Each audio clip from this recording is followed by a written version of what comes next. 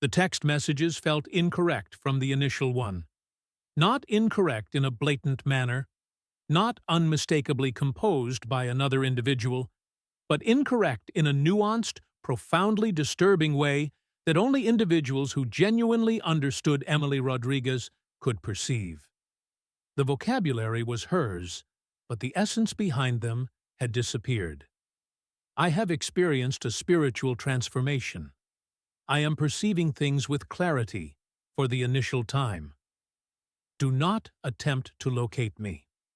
I require freedom from everyone's anticipations. I have encountered individuals who comprehend me in manners you never could. 27-year-old Emily Rodriguez had vanished during a stopover in Los Angeles on her journey to New York City in November 2024, and the messages her family obtained over the subsequent days would convert a straightforward missing person situation into an alarming investigation that would fascinate the nation and reveal a malevolent pattern of exploitation, concealing itself in plain view at one of America's most crowded airports. What occurred to Emily during those hours she should have been awaiting a connecting flight? Who had penetrated her mind so thoroughly that she relinquished her career ambitions, her family, and her identity? The investigation that ensued would reveal a deliberate predatory operation, expose the frightening simplicity with which susceptible travelers can be targeted, and ultimately result in a rescue that arrived almost too late. Before we disclose the comprehensive story of what occurred to Emily Rodriguez and how investigators ultimately tracked her down, ensure you are subscribed to our channel and press that notification bell.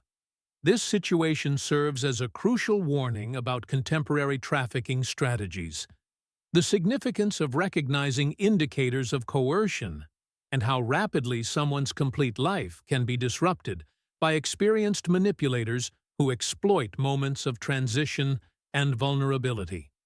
This is the account of Emily Rodriguez, an ambitious young professional on her path to pursue a dream position, and the 12 days that nearly cost her everything, including her existence.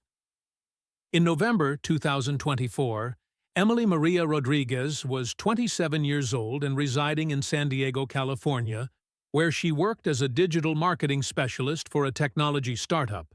Standing 5 feet 5 inches tall, with long, dark brown hair, warm brown eyes, and an expressive face that reflected every emotion she experienced, Emily was recognized for her infectious enthusiasm and her capability to connect with individuals authentically. Emily had matured in El Paso, Texas, as the youngest of 4 children in a closely connected Mexican-American family. Her parents, Carlos and Rosa Rodriguez, had immigrated from Chihuahua, Mexico, before Emily was born. Carlos worked as a mechanic, while Rosa managed a small family restaurant. Emily had 3 older siblings: her sister, Maria, who was 32 and worked as a teacher in El Paso, her brother Luis, who was 30 and served in the military, and her brother Miguel, who was 29 and worked in construction. The Rodriguez family valued education, diligent effort, and maintaining connection. Weekly family video conversations were non-negotiable. Sunday dinners when everyone was in town were sacred, and every significant life event was celebrated collectively.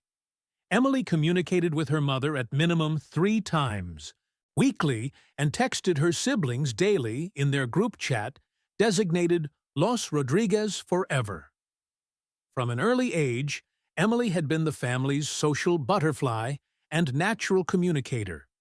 She had been editor of her high school newspaper, president of the drama club, and voted most likely to become famous by her graduating class. Following high school, she attended the University of Texas at El Paso, graduating in 2019 with a degree in communications and media studies. Following graduation, Emily had relocated to San Diego to pursue opportunities in the expanding technology sector. She had advanced from an entry-level social media coordinator position to a well-compensated role at a promising startup designated BrightPath Digital. Her supervisors praised her creativity, her work ethic, and her capability to understand what made content resonate with audiences. Emily's personality was characterized by warmth, ambition, and an openness that sometimes bordered on trusting too readily. She was the friend who would assist you with moving, who remembered the minor details of your life, who sent encouraging messages when you were experiencing difficult times. She collected individuals the manner some individuals collect art, genuinely interested in everyone's story and always believing the best in others. However, Emily's trusting nature had sometimes gotten her into difficult situations. She had been involved in 2 previous relationships that friends and family later recognized as emotionally manipulative, though Emily had struggled to perceive the warning signs until the damage was accomplished. She tended to provide individuals the benefit of the doubt long past the point when others would have departed. By November 2024, Emily's career was at an exciting turning point. She had been recruited by a major marketing firm in New York City, offered a position with a substantial salary increase and the opportunity to work on campaigns for Fortune 500 companies.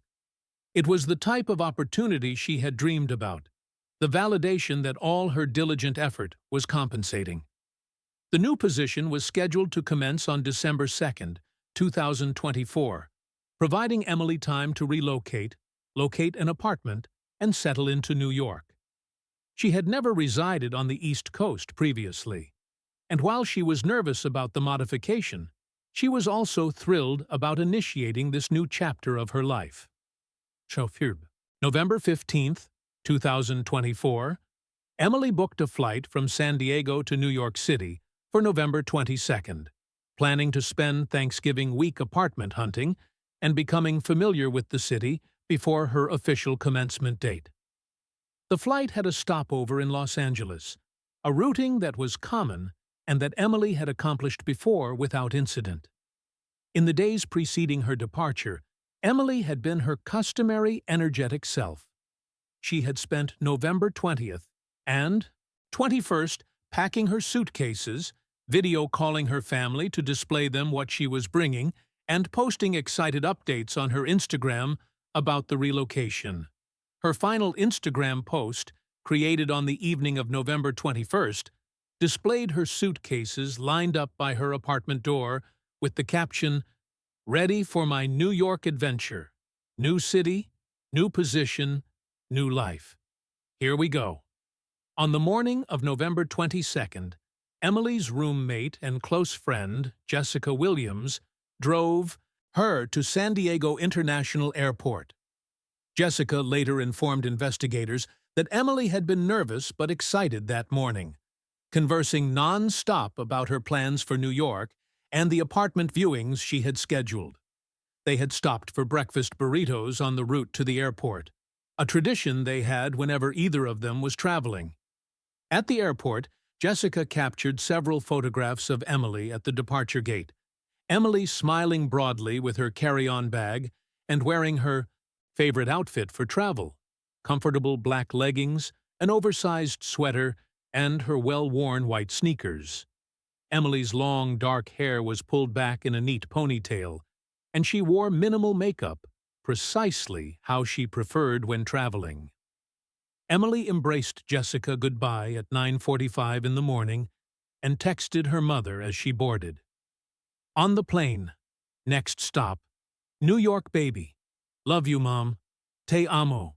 Rosa Rodriguez saved that text message and would read it hundreds of times in the days that ensued, attempting to locate some concealed meaning, some warning sign she had overlooked. Emily Rodriguez was a young woman who had worked diligently to construct a career, who maintained close relationships with her family, who approached life with optimism and trust. She was organized, communicative, and excited about her future. She was precisely the type of individual who should have landed safely in New York, located a beautiful apartment, and commenced the position of her dreams. However, something went terribly incorrect during a routine stopover in Los Angeles on November 22, 2024. And what occurred to Emily during the 12 days that ensued would reveal a predatory operation so sophisticated, so psychologically manipulative, that even investigators who had witnessed everything would be shocked by how rapidly a vibrant young woman could be broken down and nearly lost forever. Emily Rodriguez's flight from San Diego to Los Angeles departed on schedule at 10:30 in the morning on November 22, 2024. The brief 50-minute flight was uneventful, landing at Los Angeles International Airport at 11:20 in the morning Pacific Time. Security footage displays Emily deplaning and walking through Terminal 1, pulling her small rolling suitcase, her carry-on bag over her shoulder, appearing relaxed and checking her phone. Emily's connecting flight to New York JFK was scheduled to depart from Terminal 7 at 2:45 in the afternoon, providing her 3 hours and 25 minutes for her stopover. This was more than adequate time to change terminals, obtain lunch, and relax before the cross-country flight. Emily had completed similar connections previously and was not concerned about the timing. At 11:47 in the morning, Emily's credit card was utilized at a small cafe in Terminal 1. The cashier who served her, Amanda Foster, later informed investigators that Emily seemed completely normal, friendly, smiling, and ordering a sandwich and iced coffee. Security footage displays Emily sitting at a table near the terminal windows, consuming her lunch and scrolling through her phone. At 12:15 in the afternoon, Emily posted to her Instagram story a photograph of her sandwich with LAX visible through the window behind it, captioned, "Layover lunch before the big relocation, NYC in a few hours." The post was liked by dozens of friends within minutes, with several leaving encouraging comments about her new adventure. However, between 12:15 in the afternoon and 12:38 in the afternoon, something occurred that would modify everything. 23 minutes that would later be scrutinized frame by frame, analyzed by behavioral experts, and become the crucial window that investigators would desperately attempt to reconstruct. At 12:38 in the afternoon, security footage captured Emily standing up from her table at the cafe, leaving her half-consumed sandwich and nearly full coffee. Her body language had shifted dramatically. She was moving rapidly, almost urgently, and kept looking at her phone. She picked up her bags and began walking, not toward the shuttle that would transport her to Terminal 7, but toward the terminal exit leading outside the secure area. Airport security protocols require passengers to proceed back through TSA screening if they exit the secure area, something any experienced traveler understands. Emily was not inexperienced. She had flown dozens of times. Yet the footage clearly displays her walking through the exit corridor at 12:43 in the afternoon, leaving the secure area of the airport entirely. At 12:52 in the afternoon, exterior cameras captured Emily exiting the terminal building at the arrivals level and walking toward the rideshare pickup area. She was looking at her phone constantly, appearing to follow directions. At 1:04 in the afternoon, she got into a black Toyota Camry with rideshare markings, later identified as an Uber, driven by a man named Stephen Clark. Stephen later informed police that Emily had seemed distracted and anxious when she got into his vehicle. She requested him to transport her to an address in Venice Beach, approximately 12 miles from the airport. When Stephen inquired if she was certain she wanted to leave the airport, noting her luggage suggested she was traveling, Emily modified her plans and needed to meet someone. The drive required 35 minutes due to midday traffic. At 1:43 in the afternoon, Emily was dropped off at 2847 Pacific Avenue in Venice Beach. a three-story apartment building 2 blocks from the beach. Security cameras from a nearby business captured Emily standing on the sidewalk, looking at her phone, then walking up to the building entrance. At 1:47 in the afternoon, someone opened the door from inside, and Emily entered the building. It was the final confirmed sighting of Emily Rodriguez for 12 days. Meanwhile, Emily's phone remained active, pinging off cell towers in the Venice Beach area. However, the activity on the phone was limited and strange. At 2:45 in the afternoon, when her New York flight was departing without her, Emily's mother, Rosa, received a text message. "Mom, I am not boarding the plane. I require some time to figure things out. Do not worry about me." Rosa immediately attempted calling Emily's number. The call proceeded to voicemail. She texted back, "Emily, what are you discussing? What is occurring? Call me right now." No response arrived. Over the subsequent hour, Rosa called Emily 15 more times. Each call proceeded to voicemail. She called Jessica Williams in San Diego, who had dropped Emily at the airport just hours earlier. Jessica was shocked and confused. Emily had been excited and ready to proceed to New York that morning. There had been no indication of second thoughts or plans to modify course. By 4 o'clock in the afternoon, Pacific Time, Rosa had called the New York marketing firm where Emily was supposed to commence working. They confirmed Emily had not contacted them about any modifications. Rosa then called American Airlines, who confirmed that Emily had not boarded her connecting flight to New York and had not rebooked. At 5:30 in the afternoon, Rosa called the Los Angeles Police Department to report her daughter missing. The initial response was frustrating.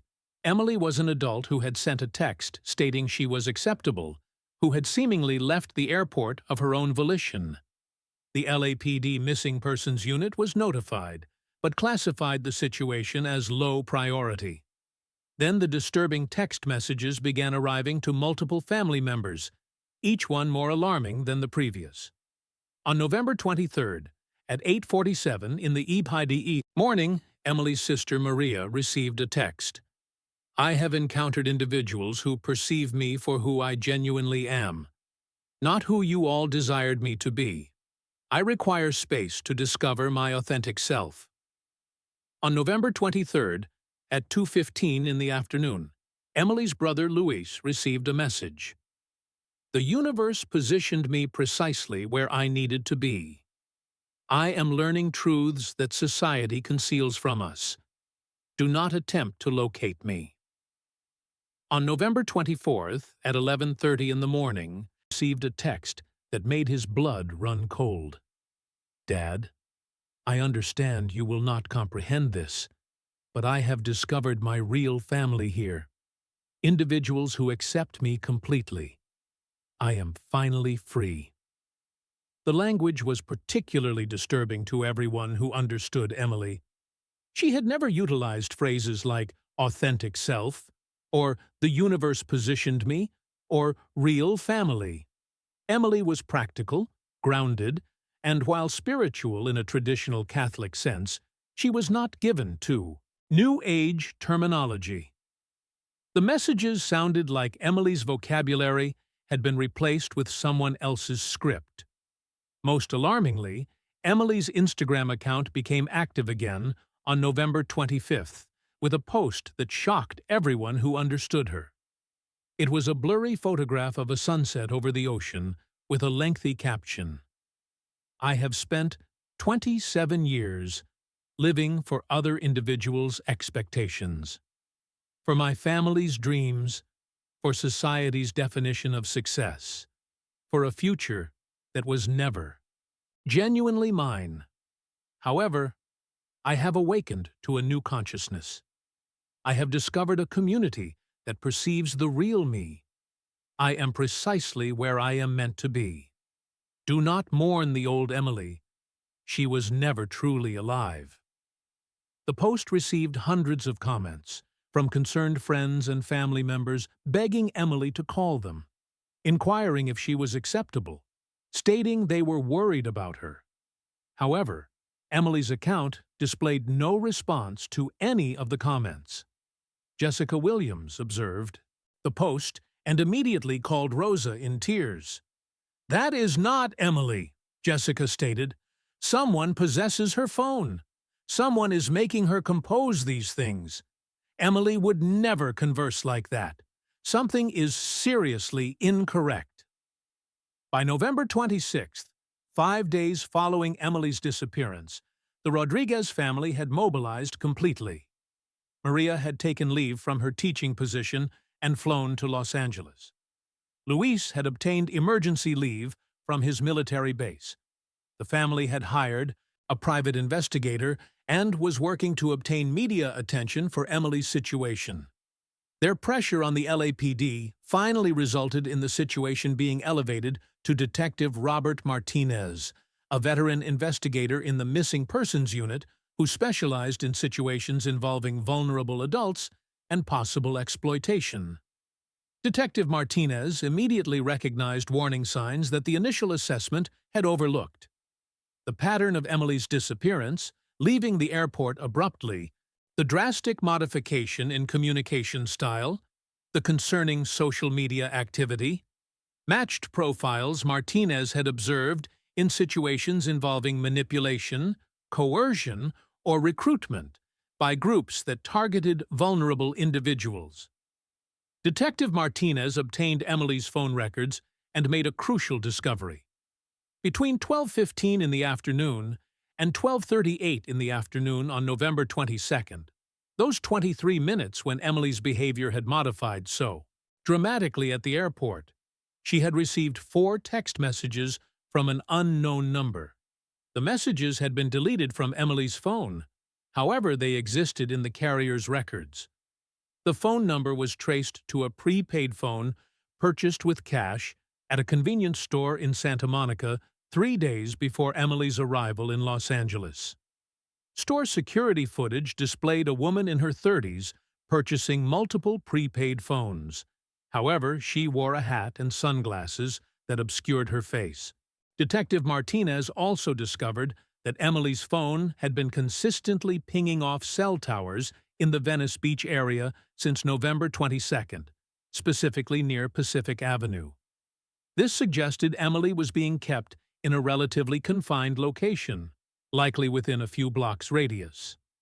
On November 27th, Detective Martinez received a critical tip from a social worker named Patricia Chen, who worked with at-risk youth in Venice Beach. Patricia had observed Emily's missing persons bulletin and called the LAPD hotline immediately. She reported that she recognized the apartment building at 2847 Pacific Avenue from Emily's final known location. It was associated with a group that Patricia's office had been monitoring for over a year. The building housed what designated itself the Awakened Collective, an organization that operated in a murky legal space between a spiritual community and what cult experts would classify as a destructive group. They were led by a man named David Sullivan, 45 years old, with a history of fraud charges in 3 other states and a pattern of targeting young adults in transition. The Awakened Collective's recruitment method was sophisticated and predatory. They identified vulnerable travelers at LAX, individuals who appeared to be alone, stressed, or in transition. Members would engage them in seemingly innocent conversations, often initiating with compliments or spiritual conversation. They would exchange numbers and continue contact through text messages, gradually building trust and exploiting whatever vulnerabilities the individual had revealed. Detective Martinez interviewed former members who had escaped or been extracted by families. The stories were chillingly consistent. New recruits were love-bombed, made to experience special and understood. They were isolated from family and friends through gradual manipulation. Their phones were monitored and controlled. They were subjected to sleep deprivation, dietary restrictions, and constant psychological pressure that broke down their critical thinking abilities. They were required to turn over their finances, their passwords, their complete identities to the collective.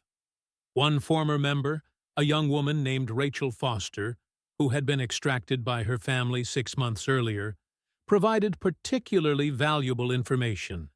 She informed Detective Martinez that the Awakened Collective had been specifically targeting travelers at LAX for the past 2 years, utilizing female recruiters who would approach potential targets in airport cafes and waiting areas. The recruiters had scripts designed to identify individuals in vulnerable transitions, recent breakups, employment modifications, relocations, and would present the collective as the solution to whatever the individual was struggling with. Emily fit the profile perfectly. She was traveling alone in the middle of a major life transition, relocating across the country for a new position, leaving behind her support system. She had a history of trusting too readily and remaining in manipulative relationships too long. She was precisely the type of individual the Awakened Collective targeted. By November 28th, Detective Martinez had obtained a search warrant for 2847 Pacific Avenue, based on evidence of financial exploitation, possible false imprisonment, and violations of California's laws against coercive control. He coordinated with specialized units experienced in dealing with manipulative groups, including a psychologist who specialized in cult recovery and representatives from Adult Protective Services. The Rodriguez family was notified that police had located where they believed Emily was being held, and that an operation was planned for November 29th at 6 o'clock in the morning. Following 7 days of terror and helplessness, they finally had hope that their daughter might be returning home. In the 48 hours preceding the planned operation on November 29th, Detective Robert Martinez and his team worked to construct the most comprehensive picture possible of the Awakened Collective and to prepare for every scenario they might encounter when entering the building at 2847 Pacific Avenue. The investigation revealed that David Sullivan, the leader of the Awakened Collective, had been operating variations of this scheme for nearly 20 years. Born David Michael Sullivan in Portland, Oregon, he had utilized at minimum 4 different aliases across multiple states. In 2008, he had been convicted in Washington state for operating a fraudulent investment scheme disguised as a spiritual community, serving 3 years in prison. In 2015, he had been arrested in Arizona for similar charges, however had fled before trial. By 2020, Sullivan had established himself in Los Angeles and began constructing the Awakened Collective. He had learned from his previous legal troubles, structuring the organization in manners that made prosecution difficult. Members were not technically held against their will. They signed documents stating they were there voluntarily.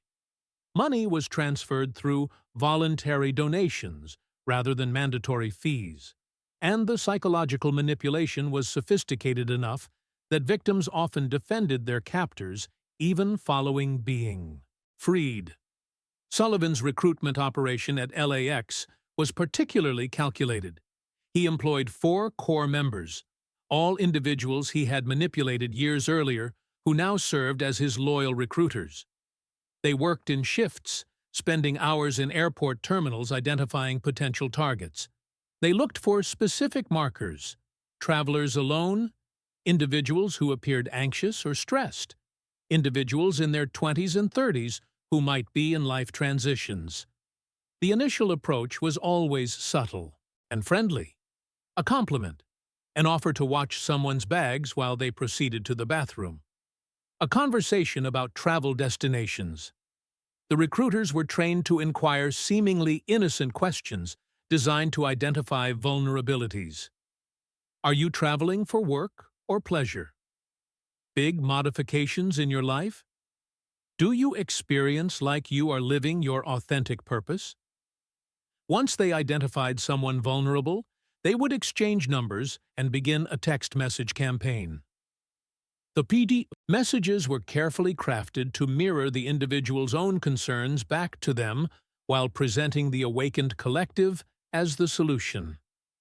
For Emily, who was anxious about her cross-country relocation and had expressed concerns about leaving her family, the messages had likely focused on discovering true belonging and authentic community. Detective Martinez obtained warrant access to the prepaid phone that had texted Emily. The messages sent between 12:15 in the afternoon and 12:38 in the afternoon on November 22nd painted a chilling picture of manipulation. Emily, I experienced such a strong connection when we conversed. You possess a light about you that is rare. I understand you stated you are nervous about New York. What if I informed you that anxiety is your soul informing you that you are on the incorrect path?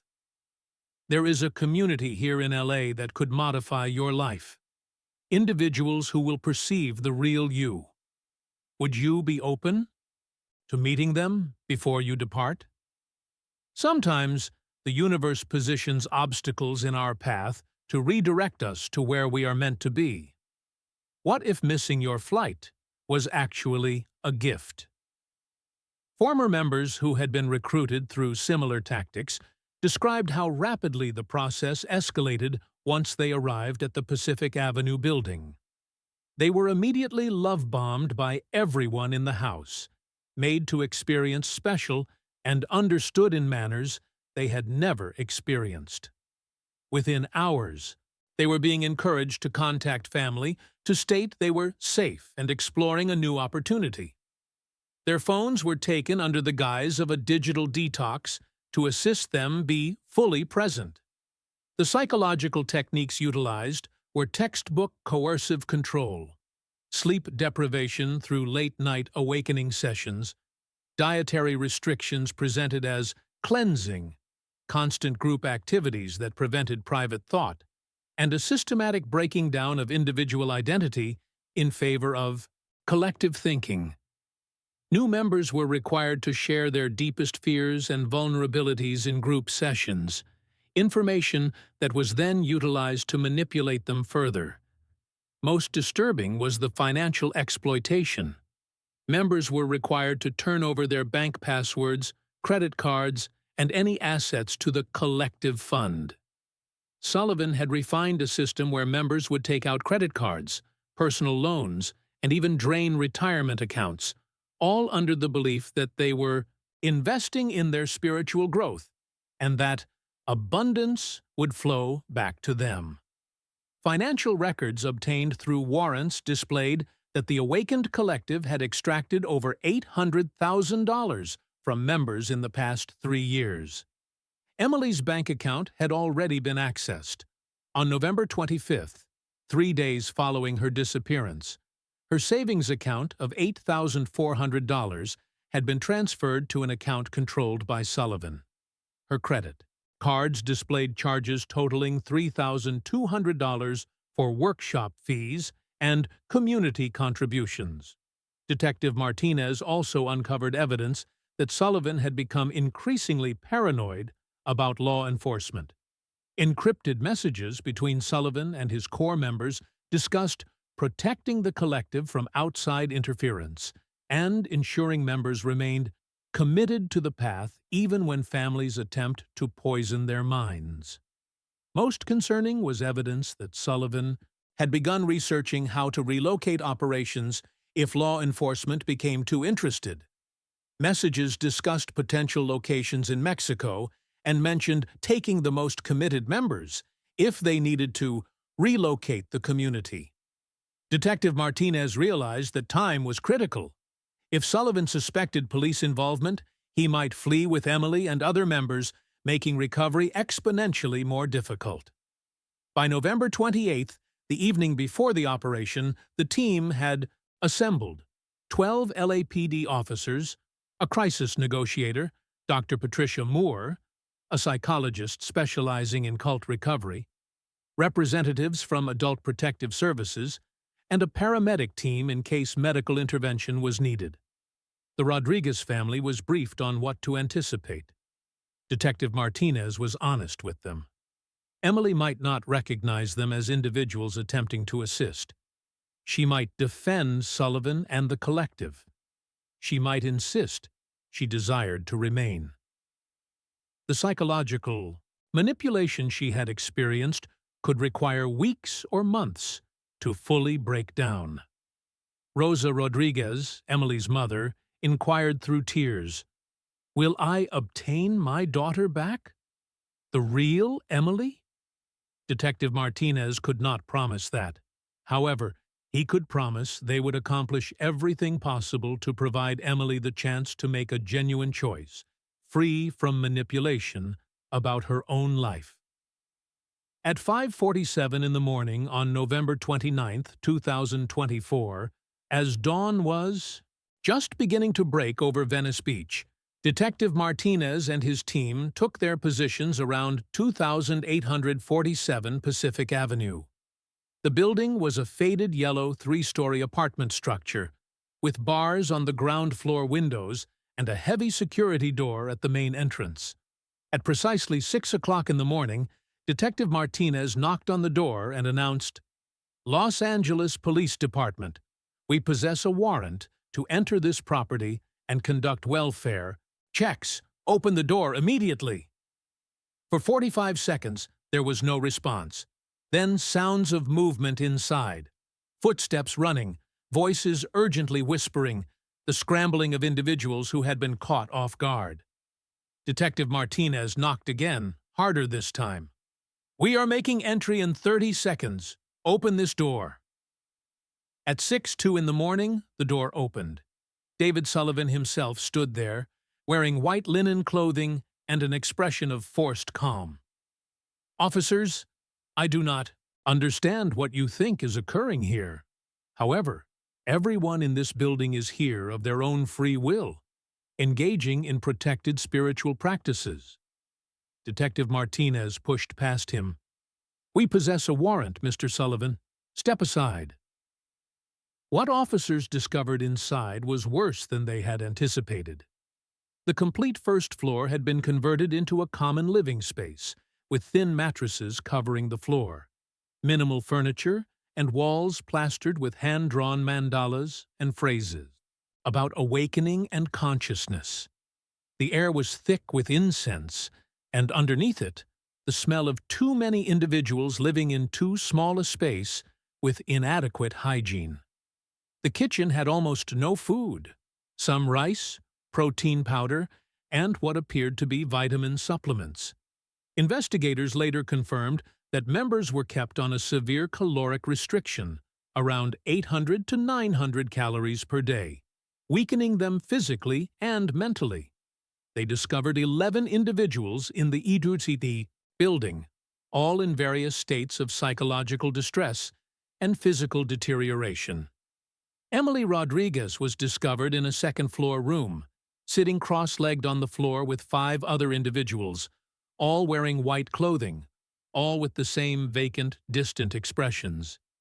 When Detective Martinez entered the room and called Emily's name, her response was devastating.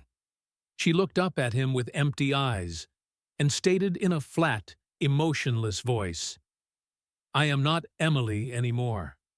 That name represents an illusion I have released. I am one with the collective." The words were clearly scripted, clearly not her own. Detective Martinez crouched down to her eye level. "Emily, I am Detective Martinez. Your family sent me. Your mother, Rosa, your father, Carlos, your brothers and sister. They are all desperately worried about you. They love you and desire you to return home." Emily's response was immediate and rehearsed. Those relationships were based on false expectations and societal programming. I have discovered my true family here. I am precisely where I am meant to be. However, as she spoke, Detective Martinez noticed something crucial. Tears were running down Emily's face, contradicting the flat, emotionless delivery of her words. Her body was rebelling against what her mouth was stating. Dr. Patricia Moore, the cult specialist, moved forward and sat down near Emily. She spoke gently. "Emily, can I inquire something? When was the final time you consumed a full meal?" Emily hesitated, glanced at David Sullivan, who was now being restrained by officers in the hallway, then stated, "The body's needs are illusions." "When did you finally sleep through the night without interruption?" Dr. Moore continued. Again, Emily paused. "Sleep is—" "Emily," Dr. Moore interrupted softly, "those are not your words. I can perceive in your eyes that part of you understands that. Part of you is still in there, scared and exhausted and desiring to return home." That was when Emily broke. The dam that had been holding back her real self cracked, and suddenly she was sobbing. Deep, wrenching sobs that shook her thin frame. "I cannot. I do not understand. I am so tired. I am so hungry. I do not understand what is real anymore." Officers immediately moved to assist Emily to her feet. She was weak, unsteady, her legs barely supporting her weight following days of malnourishment and sleep deprivation. As they wrapped her in a blanket and began leading her toward the door, she looked back at the other individuals in the room, individuals who were still sitting motionless, still trapped in the psychological prison that Emily was just beginning to escape. "What about them?" Emily inquired, her voice cracking. "They require assistance, too." "We are assisting everyone," Detective Martinez assured her. "You are all going to obtain the care you require." At 7:15 in the morning, Emily Rodriguez was transported to a hospital emergency room for immediate medical evaluation. Doctors discovered her severely malnourished, dehydrated, and displaying signs of acute psychological trauma. She had lost 14 pounds in 7 days. Her blood work displayed deficiencies in essential nutrients. She was admitted for observation and treatment, with a psychiatric team called in to begin the long process of assisting her process what had occurred. David Sullivan was arrested and charged with multiple felonies, including fraud, financial exploitation, false imprisonment, and operating a criminal enterprise. His 4 core members were also arrested. The laptop and phones seized from the building revealed evidence of dozens of other victims over the past 4 years, leading to additional charges. At 9:30 in the morning, the Rodriguez family was allowed to observe Emily in her hospital room. When Rosa Rodriguez entered and Emily observed her mother, she broke down completely.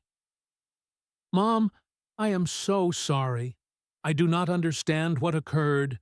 I do not understand how I let them. I am so sorry." Rosa wrapped her arms around her daughter and held her as Emily sobbed. "Mija, you possess nothing to be sorry for. They accomplished this to you. We are just so grateful you are alive. We are going to get through this together." It was the beginning of Emily's long road to recovery.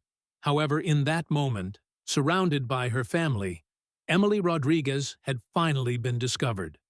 The situation of Emily Rodriguez was officially resolved on November 29, 2024, when she was rescued from the Awakened Collective. However, her recovery would span far longer than the 7 days she spent under their control. Emily remained hospitalized for 8 days, while medical professionals addressed her severe malnutrition, dehydration, and psychological trauma. Psychiatrists diagnosed her with acute stress disorder and dissociative symptoms resulting from the intensive psychological manipulation she had endured. The combination of sleep deprivation, caloric restriction, and constant coercive influence had created a state where Emily's capability to think critically and make autonomous decisions had been severely compromised.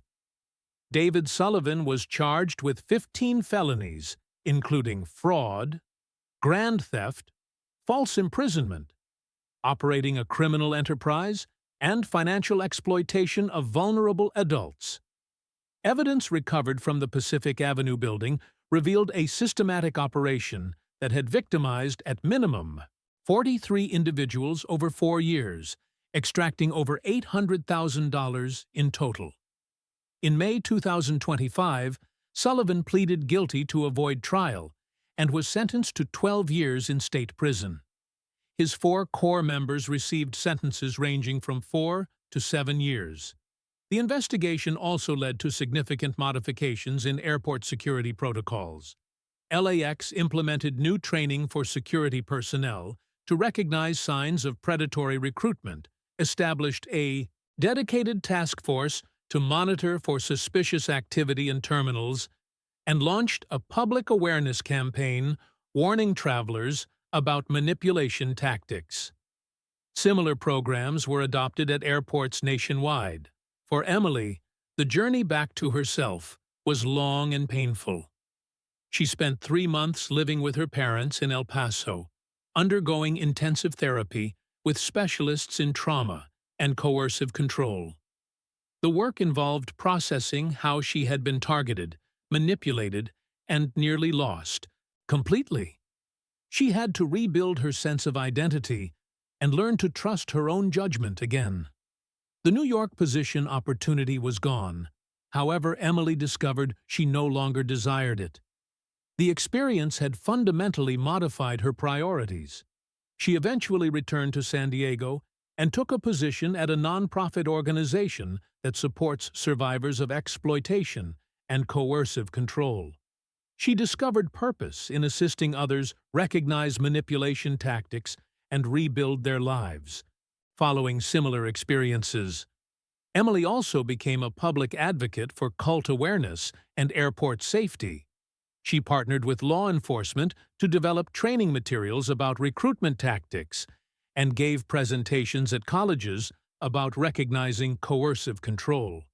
She desired her story to serve as both a warning and a source of hope for other survivors. The Rodriguez family emerged from the ordeal with profound gratitude that Emily had been discovered alive, however also with lasting trauma. They established the Emily Rodriguez Foundation, providing resources for families navigating similar situations and funding research into psychological manipulation and recovery.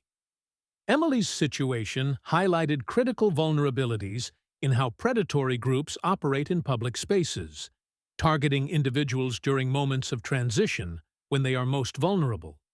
It demonstrated how rapidly sophisticated manipulators can exploit normal human needs for belonging and purpose, and how easily someone can be psychologically broken down when isolated from their support systems. Today, Emily is 28 years old, still working with survivors in San Diego, still close with her family, and still processing what occurred during those 12 days in November 2024. She keeps the photograph Jessica captured of her at San Diego Airport that morning, smiling, excited, ready for her New York adventure, on her desk as a reminder of resilience and the importance of remaining connected to individuals who truly understand and love you. Her message to others is direct and urgent. Trust your instincts when something experiences incorrect. Remain connected to individuals who understood you before a crisis, and comprehend that real community never requires you to abandon your identity, your family, or your resources. Authentic belonging enhances your life rather than consuming it. Emily Rodriguez was discovered, rescued, and provided the chance to reclaim her life. However, her situation serves as a sobering reminder that predatory operations continue to function in plain sight, targeting vulnerable travelers and individuals in transition. Awareness, education, and vigilance remain our strongest defenses against those who exploit human vulnerability for profit and control.